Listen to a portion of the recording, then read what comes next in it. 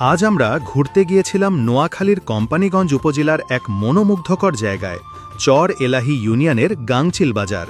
শুরুতে আমাদের ধারণা ছিল এটা একটি পিছিয়ে পড়া চর এলাকা, কিন্তু বাস্তবে এসে সেই ধারণা বদলে গেল পুরোপুরি।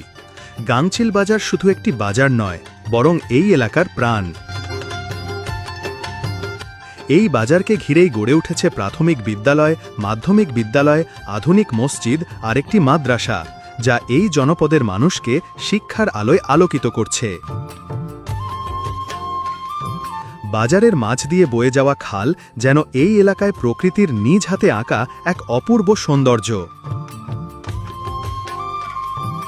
চারপাশে গ্রামের সহজ সরল মানুষের হাসিমাখা মুখ, প্রকৃতির নিঃশব্দ ডাক আর উন্নয়নের স্পষ্ট ছোঁয়া, সব মিলিয়ে গাংচিল বাজার এখন আর পিছিয়ে নেই, বরং এগিয়ে চলছে নিজের স্বপ্নের পথে।